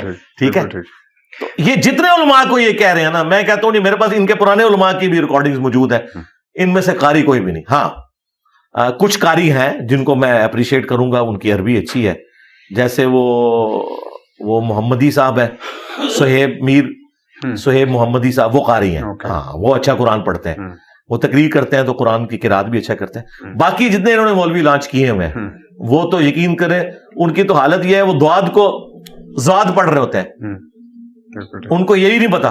بالکل ٹھیک. فلسطین کانفرنس کے بارے میں آپ نے بات کی جو وہاں پہ اسلام آباد میں ہوئی ہے, تو میرا آپ سے یہ بھی بینگ اے اسٹوڈنٹ ایک کوشچن ہے کہ وہاں پہ سب علماء آئے ہوتے ہیں, اجماع امت نظر آ رہا ہوتا ہے, آپ جن کی اتنی بڑی فالوئنگ ہے, آپ ایسی جگہوں پہ مسنگ ہوتے ہیں, تو کیا آپ کو نہیں لگتا کہ آپ کو بھی اس طرح کا کوئی کام کرنا چاہیے, یا کم از کم ان کے شانہ بشانہ جا کے کھڑے ہونا چاہیے تھا وہاں پہ؟ آپ سٹیج تو آپ نے دیکھی ہوگی, وہاں پہ ہر قسم کے لوگ کھڑے تھے. نہیں, کوئی اجماع امت نہیں ہے. غامدی صاحب کا کوئی ریپرزینٹیٹو وہاں نظر نہیں آیا مجھے. وہ تو اچھا, اور اس سے بڑی بات کر دیتا ہوں, کوئی شیعہ عالم نہیں تھا, اور شیعہ نے بعد میں گلا کیا ہے کہ ہمیں کیوں نہیں آپ نے بلایا. اچھا, تو جن لوگوں کی حالت یہ ہے کہ پاکستان میں 5 سے 6 کروڑ تو شیعہ ہیں, ان کی ریپرزنٹیشن اس کانفرنس میں نہیں تھی. وہ ایک سنی فرقے کی کانفرنس تھی, اور سنی فرقے میں بھی ایک خاص اسکول آف تھاٹ کی تھی, ساروں کی ریپرزنٹیشن وہاں پہ نہیں تھی. بالکل ٹھیک.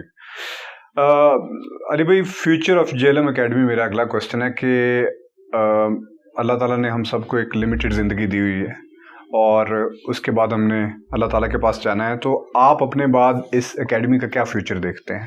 یہ تو مسئلے ان لوگوں کے جنہوں نے مدرسے, چندہ بک اور وہ چیزیں لانچ کی ہیں, جنہیں فکر ہے کہ ہمارے بعد اسٹوڈنٹس کھائیں گے پیئیں گے کہاں سے, تو کوئی برانڈ شروع کر لیتا ہے, کوئی چندہ بک بنا لیتا ہے. ہمارا تو ایسا کوئی سلسلہ ہی نہیں ہے. JLM اکیڈمی ایک ریکارڈنگ کی جگہ ہے جہاں میں ریکارڈنگ کرتا ہوں اپنی ویڈیوز کی اور لوگوں سے ملاقات کرتا ہوں بس. اور یہ جگہ کرائے کے اوپر ہے. یہ ہم نے لوگوں سے کوئی چندہ ہتھیا کے, کوئی پلاٹ خرید کے, اس پہ پہلے مٹکا رکھ کے اور پھر ایک چٹائی بچھا کے اور 4 سٹوری بلڈنگ بنا کے اس کی بھی 2 بلڈنگز اپنے پاس رکھ کے نیچے دکانیں کرائے پہ دے کے, یہ کام نہیں ہم کر رہے, اپنی جیب سے اس کا کرایہ دے رہے ہیں. تو یہ ایک ریکارڈنگ کی جگہ ہے جس میں ایک اللہ کا مجاہد بندہ بیٹھ کے ختم نبوت کی برکت سے اپنے نبی علیہ السلام کی مبارک دعوت امت تک پہنچا رہا ہے. ٹھیک ہے. JLM اکیڈمی اس کا جیلم میں ہونا ضروری نہیں ہے.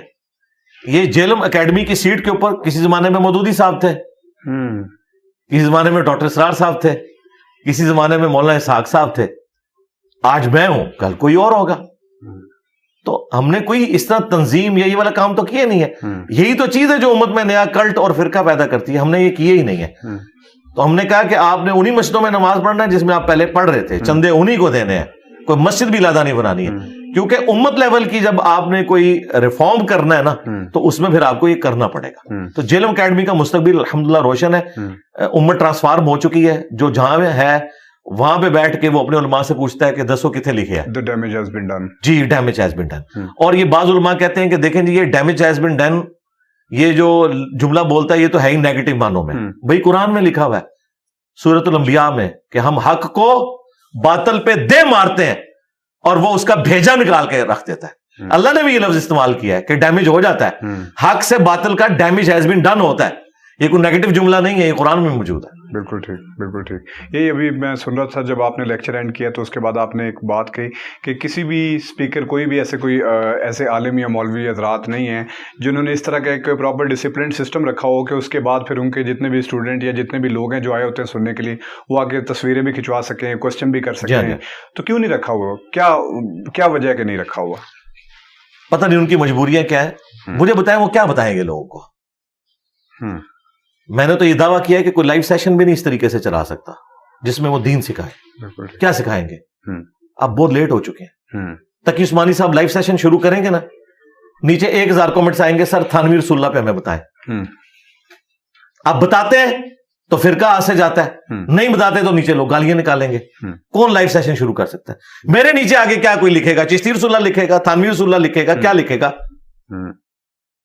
پھر یہ دین کے مسئلے تو بتاتے ہیں اپنے بزرگوں کی کتابوں سے, آیت حدیث یہ لوگ پیش ہی نہیں کر سکتے, یہ کہاں سے بیان کریں گے؟ تو یہ اپنے فرقے کی خدمت ان چند ایک فتاوا کو سمجھتے ہیں جو ان کو کوئی لیٹر لکھ دیتا ہے کہ جی یہ میرے نکاح طلاق کا مسئلہ ہے, بتائیں کیا مسئلہ ہے. اور وہ ہم بھی انہی کی طرف ہی لوگوں کو ریفر کرتے ہیں. جیسے بینک اکاؤنٹ کھلانا ہے تو ظاہر میں نے تو نہیں کھولنا, میں بینک کی طرف ہی بھیجوں گا ان کو.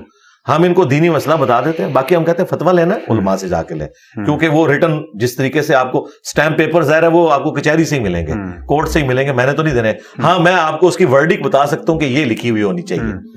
تو یہ علماء جو ہیں وہ اس وجہ سے بھی نہیں کر سکتے لائیو سیشن. باقی اپنے ایوانوں میں تو یہ گرجتے ہیں.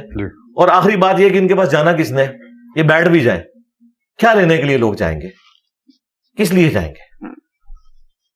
ان کے فرقوں کی باتیں سننے کے لیے. تو اب تو لوگ قرآن و سنت کی بات سنتے ہیں. جو چند ایک ان کے کو بچے ہوئے لوگ ہیں وہی ان کے پاس جائیں گے. میرے ساتھ ایک میجر صاحب آئے ہوئے تھے, انہوں نے بھی ایک کوشچن میرے سامنے رکھا ہے. انہوں نے کہا کہ علی بھائی سے پوچھیے گا کہ ملک کی خاطر فوج میں لڑتے ہوئے کئی لوگ جو ہیں وہ فدائین بن کے اور اپنی جانیں دے دیتے ہیں, تو ان کا کیا سٹیٹس ہے؟ شہداء ہیں کیا؟ اس کو خودکشی کنسیڈر کریں گے؟ کہ لیٹ سپوز کہ ہمارا کوئی بندہ فوجی جہاز اڑا کے لے گیا اور اس نے جا کے دو دشمن کے جہازوں کے اندر مار دی اور تباہ کر دی, تو کیا اگر اس کے علاوہ کوئی چارہ نہیں ہے تو ٹھیک ہے, کر سکتے ہیں. بالکل. کیا وہ شہادت ہے؟ ہاں جی شہادت ہے, اگر اس کے علاوہ کوئی اور چارہ نہیں ہے. یہ نہیں ہے کہ آپ نے ٹینکوں کے نیچے جا کے لیٹ جانا ہے خود مرنے کے لیے. بالکل ٹھیک. ٹھیک ہے, یہ تو اسلام اس کی اجازت نہیں دیتا. آپ نے آخری درجے تک کوشش کرنی ہے, اور اس میں بھی اگر ان کے پاس کوئی چارہ ہے اور تو اسی طریقے کو اڈاپٹ کرنا چاہیے. اگر اس کے علاوہ کوئی اور چارہ نہیں ہے تو یہ بھی ایک راستہ ہو سکتا ہے. بالکل ٹھیک. یہ اس بندے نے ڈیسائیڈ کرنا ہے کہ اس وقت صورتحال کیا ہے. خام خواہ مرنے کے لیے نہیں جا کے وہ جس طرح اب میں پھر پرسنل کسی کا نام نہیں لیتا, وہ پھر لوگوں کی عقیدتیں وابستہ ہیں. ہمیں ہمارے شہداء کے بارے میں بتایا جاتا ہے کہ جی وہ اکیلے جناب اگلے مورچے پہ جا کے دشمن کے سامنے کھڑے ہو گئے. یہ بیوقوفی والا کام ہے. سامنے جا کے کھڑے ہو گئے تو ایک سیدھا گولا لگا سینے میں, شہید ہو گئے. تو سیدھا سیدھا جو ہے موت کے منہ میں جانے والی بات ہے. اسلام نے یہ تو نہیں آپ کو کہا, آپ نے اپنی جان کی حفاظت کرنی ہے. ٹھیک ہے, ہاں پھر کوئی ایک آپ کے ساتھ حادثہ ہو جاتا ہے وہ علیحدہ بات ہے. یہ کس نے کہا کہ آپ نے سامنے جا کے کھڑا ہو جانا ایسے سینہ تان کے, مطلب کو بہادری شو ہوتی ہے. بالکل ٹھیک, بالکل ٹھیک. تو جان کی حفاظت سے متعلق میرا لاسٹ کوسچن ہے آپ سے کہ ٹیبل کے اس طرف بیٹھنا بہت آسان ہے, ٹیبل کے اس طرف بیٹھنا ڈیفینیٹلی بہت مشکل ہے. تو آپ روز کی بنیاد پہ جو ایک یہ دین کے لیے جو خدمت کر رہے ہیں اس میں پریشانی فکر تو آتی ہوگی, تو کیا ابھی کیا حالات ہیں؟ پریشانی ہے, فکر ہے, اور کیا سوچتے ہیں کہ کیا یہ کرنا چاہیے تھا فرام دا فرسٹ ڈے؟ اور آج جب اپنے فیملی کو دیکھتے ہیں، بچوں کو دیکھتے ہیں، تو کیا کبھی سوچتے نہیں ہیں کہ یار یہ تھوڑا سا ہاتھ ہولا رکھ لیتے تو زیادہ بہتر تھا؟ میرا خیال ہے میں اگر اس طرح سوچوں تو میں تو بے ایمان ہو جاؤں. استغفر اللہ، اللہ نہ کرے کبھی. مجھے تو اس بارے میں کبھی وسوسہ بھی نہیں آیا. میں حلفیہ کہہ رہا ہوں، سوچنا تو دور کی بات ہے، مجھے کبھی وسوسہ بھی نہیں آیا. میں تو اپنے آپ کو بے ایمان سمجھوں گا اگر مجھے وسوسہ بھی آ جائے اس حوالے سے. ظاہر ہے جو بندہ یہ کام کرتا ہے اللہ تعالیٰ اسے اس کام کے لیے اٹھاتا ہے، حالات و واقعات فیوریبل دیتا ہے تو اللہ تعالیٰ مدد فرما رہا ہوتا ہے. لا یکلف اللہ نفسا الا وسعها. اللہ تعالیٰ کسی جان پر اس سے بڑھ کر بوجھ نہیں ڈالتا. تو میرے کندھے یہ بوجھ اٹھا سکتے تھے، اللہ تعالیٰ نے مجھے کیپیبل بنایا تھا تو مجھے ان حالات کے ساتھ فیوریبل کر دیا. ہم نے کبھی اپنے اسٹوڈنٹ سے نہیں کہا کہ آپ نے بھی اسی طریقے سے کام کرنا ہے. میں ہمیشہ کہتا ہوں کہ آپ نے قرآن کی آیات اور احادیث لوگوں کو شیئر کروانی ہے، اور جہاں کوئی سخت موضوع اگر آپ کو بیان کرنا پڑے آپ نے خود نہیں کرنا، ورنہ لوگ آپ کے دشمن ہو جائیں گے. کیونکہ جو سامنے کیمرے پہ آ جاتا ہے نا، لوگ اس سے پھر نفرت کرتے ہیں. جو لوگ سے مراد جو جاہل، ابو جہل کی جو اولاد ہے، جو دیندار لوگ ہیں وہ تو نفرت نہیں کرتے، وہ تو دین سیکھنا چاہتے ہیں. اگر کچھ ایسا کرنا ہے تو میری ویڈیو شیئر کروائیں اور توپ کے منہ کے آگے مجھے کریں، ٹھیک ہے؟ پھر آپ سے نفرت نہیں ہوگی کیونکہ آپ تو شیئر کروا رہے ہیں نا. آپ سے کوئی زیادہ کرے گا، کہے گا یار یہ بھی اس پاگل کے پیچھے لگ گیا ہے تو اس کو سمجھاتے ہیں واپس آ جائے. لیکن جب آپ خود بیان کرتے ہیں نا، چشتی رسول اللہ، تھانوی رسول اللہ اور ان بزرگوں نے جو اسلام کے ساتھ انورٹڈ کاماز میں خدمت کی ہے، پھر وہ آپ کے دشمن ہو جاتے ہیں. تو ہم نے اپنے اسٹوڈنٹس کو ہمیشہ کہا ہوا ہے کہ آپ نے کیمرے میں سامنے اس طرح آ کے خود للکارنا نہیں، ان کو ضرورت ہی کوئی نہیں ہے کیونکہ ہم نے ڈیمیج اللہ کے فضل سے ان کے فرقوں کو کر دیا. اب آپ آیات احادیث شیئر کروائیں، اور ضروری نہیں کہ آپ نے اختلافی موضوعات کے اس ایکسٹریم لیول پہ جا کے لوگوں کو پہلے تبلیغ کرنی ہے. اور کئی موضوعات ہیں، میں نے تو ہر ٹاپک کے اوپر بات کی ہوئی ہے، صرف اختلافی موضوعات. تو کرنٹ افیئر پہ بھی صرف میں ہی بولتا ہوں. اچھا یہ جو علماء مشورے دے رہے ہوتے ہیں انجینئر صاحب اس کو چھوڑیں اس پہ کام کریں، وہ اس پہ جو کام ہے وہ یہ خود کر رہے ہوتے ہیں. کوئی ایک بندہ کام کر رہا ہو. یہ دھروو راٹھی کی ویڈیو آئی اسلام کے اوپر، ریبٹل کس نے دیا؟ کسی نے کیا. تو یار جس کام کی طرف مجھے یہ کہتے ہیں خود بھی کوئی کام کیا ہے انہوں نے. صرف بس ایک رونا پیٹنا کر لیتے ہیں کیمرے میں، انجینئر صاحب آپ یہ کریں. یار انجینئر صاحب نہیں کر رہے، آپ کریں. وہ اختلافی ٹاپکس کے اوپر اس لیے آ کے بات کرتے ہیں نا، ویوز زیادہ آتے ہیں. ہاں وہ اس لیے کرتے ہیں، میں تو اس لیے کرتا ہوں کہ میں اختلافی موضوعات کو سمجھتا ہوں کہ سب سے بڑا مسئلہ سب کانٹیننٹ کے مسلمانوں کا یہی ہے. ابھی بھی کئی نان مسلم جو مسلمان ہوئے ہیں وہ کہتے ہیں مسلمان ہو گئے تو پھنس گئے کہ ہم نے سنی ہونا ہے، شیعہ ہونا ہے، وہابی ہونا ہے، دیوبندی ہونا ہے، کیا ہونا ہے. تو کیا یہ مسلمان ہی ہونا چاہیے. بالکل ٹھیک. تو آخر میں ہمارے لیے اور پاکستان کے لوگوں کے لیے کوئی میسج یہی ہے کہ کتابوں کے ساتھ اپنے آپ کو جوڑیں، بکش مسلمان بنے، اور تمام علماء دین کی بات سنیں. جس کی بات قرآن و سنت سے ہو اس کو آپ ویریفائی کریں، اس کے بعد اس کے اوپر عمل کریں. یہ اپنے آپ کو کسی ایک بند کنویں میں نہ لے جائیں کہ میں نے فلاں کی بات سننی ہے، فلاں کی نہیں سننی. سب کی بات سنیں، اور جس کی بات دلیل کے ساتھ ہے وہ آپ لے لیں، اور جس کی بات دلیل کے ساتھ نہیں اس کو چھوڑ دیں. اس کو کافر نہ کہیں، آپ اسلام سے نہ نکالیں، کہیں یہاں اس کو غلطی لگی ہے. میرا خود بھی ایٹیچیوڈ یہی ہے. مجھے اپنے استادوں سے بھی کئی معاملات کے اندر سنگین نوعیت کے اختلافات ہیں، اس کے باوجود میں ان کا نام احترام سے لیتا ہوں. غامدی صاحب ہیں، ڈاکٹر اسرار صاحب ہیں، مودودی صاحب ہیں، میں نے سب سے لرن کیا ہے. پیر نصیر الدین نصیر صاحب، غلام سعیدی صاحب، مولانا الیاس قادری صاحب، طارق جمیل صاحب، ساروں سے میں نے کچھ نہ کچھ لرن کیا ہے. جب میں اختلاف ان سے کرتا ہوں لیکن میں انہیں زیرو سے ملٹیپلائی نہیں کرتا. لیکن وہ لوگ کہ جن کے یعنی آپ سمجھ لیں ماننے والے کروڑوں کی تعداد میں، اور انہوں نے ایک پورا فرقہ اور کلٹ بنا کے اس امت کی جمعیت کو توڑا ہے، ٹھیک ہے، جو بڑے مجرمین ہیں، ان کے بارے میں ہم بالکل نرم گوشہ رکھنے کے لیے تیار نہیں ہیں. ہاں صحیح بات اگر کوئی کریں گے وہ ہم لیں گے، وہ شیطان بھی اگر صحیح بات کرے گا نا ہم اس کی بھی تصدیق کریں گے. لیکن یہ کہ ہم ان کو اس طریقے سے بڑا مان لیں جس طرح ان کے ماننے والوں نے بڑا مانا ہوا ہے تو نہیں. میں سمجھتا ہوں جس نے امت کی جمعیت کو توڑ دیا وہ تو امت لیول کا مجرم ہے، اس کے ساتھ ٹریٹمنٹ بھی امت لیول کی ہونی چاہیے. جزاک اللہ علی بھائی، thank you for being with us. جزاک اٹ واز اے پلیزر. جزاک